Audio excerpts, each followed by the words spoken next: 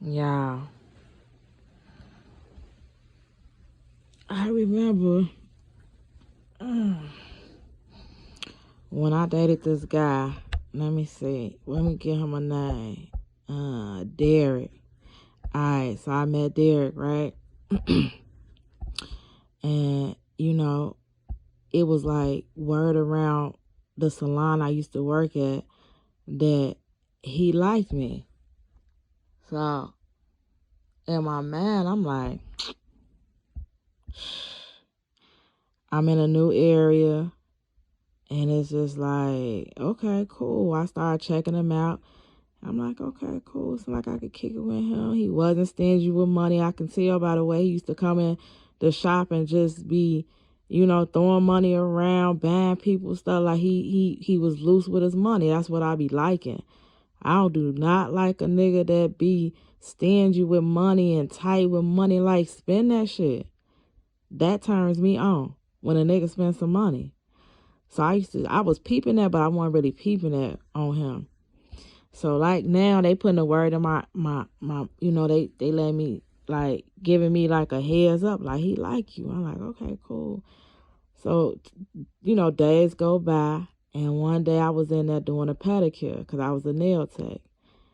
And he came in, it was late at night, and he came and sat right next to me, like on the side of me and my client. I'm looking at him like, hey, what do you want? So now he say, what you doing after here?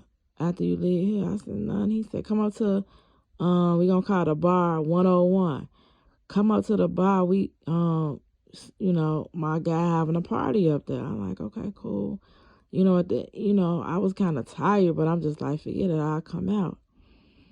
So now I meet him at the party. We have a good time. We dancing, we laughing, we drinking Hennessy, whatever. So now I started getting, like, I swear I never really get drunk, y'all. But I don't know what was in that Hennessy, but I got so drunk. So now I'm with the guy. I'm embarrassed a little bit because now it's like I wasn't goofy drunk. It was just like my head was spinning. So now he pick up on it real quick. He like, come on. He like, you drunk, ain't you? I'm like, yeah. He like, man, I'm gonna have to take care of you. So I'm like, nah, because, I'm just really meeting him, but I knew he wasn't harmful. You know what I'm saying? So now he like, I'm gonna take care of you. I'm like, nah. I'm like, I'm just gonna just take me home. I'm telling him. He like, nah, I can't send you home like that. He like, we gonna go back to, I'm just gonna say the girl that we was knit, her name was Michelle.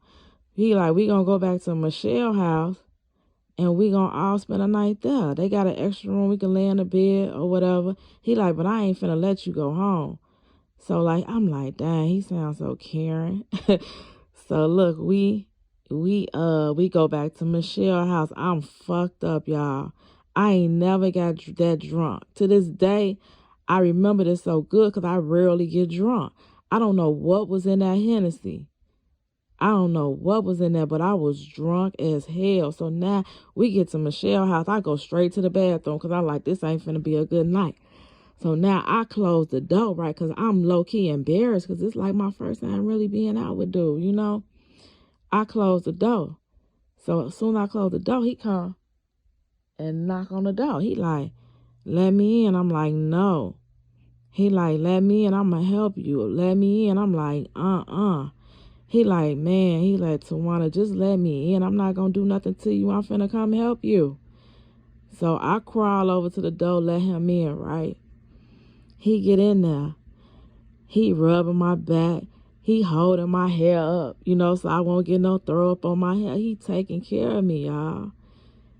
He telling me, slow down, calm down. He like, man, just let it come. He coaching me through the throw up. I'm just looking at this nigga like, okay. So now he like clean me up because I had got it like on my shirt or whatever. So he like wiping my like face or whatever. And I'm just like, this nigga. So now we go to Michelle go to Michelle extra room. So we get in there, we lay down or whatever. I'm drunk, y'all. I'm talking about the world is still spinning. So, like, after that, he was such a gentleman. He was such a gentleman. He laid down. He didn't try nothing. You know, I was laid down in all my clothes, and we went to sleep.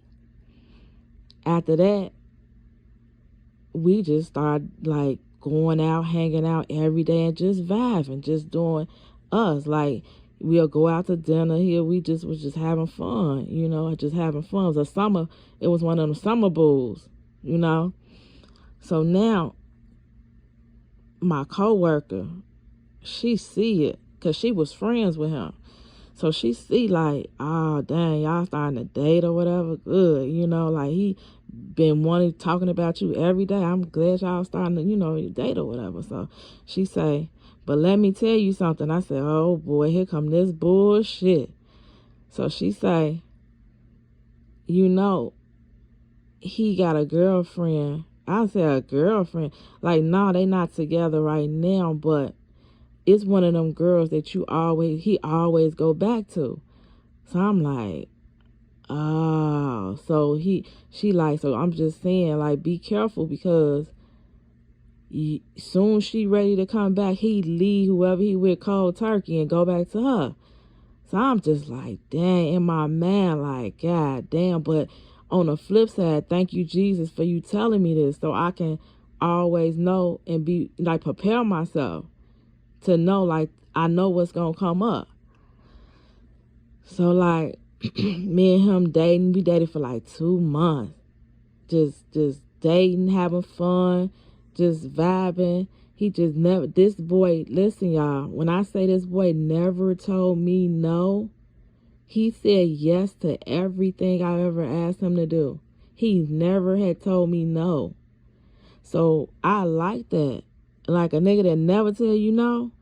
I mean, just never told me no. Like, go get me Burger King. Burger King could be 80 miles from me working.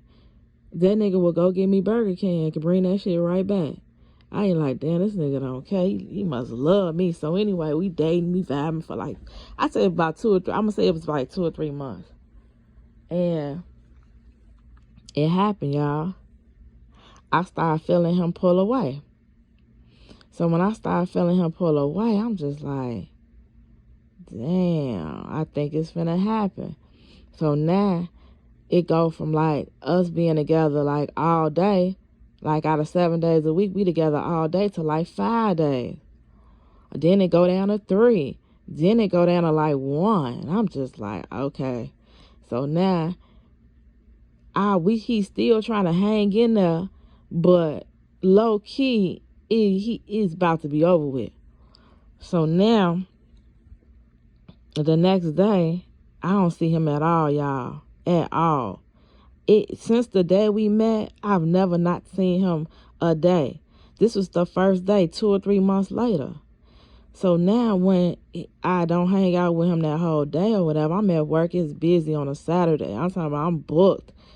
So now the whole day go past. It's nighttime now. It's like 12 o'clock at night. So I'm like, damn, I ain't saying him. Let me call, make sure he cool. You know, ain't nothing, nobody get him in the streets, you know, whatever. So now I call his phone. I hear a girl in the background laughing. So I'm like, huh? So I'm like, where you at? He like, I ain't that far from where you at. I ain't that far from the salon. So I'm like, okay, Derrick, boy, where you been at all day?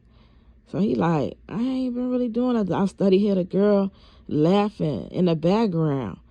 So I'm just like, yeah, it's here. So then he say, I'm going to call you back in a minute.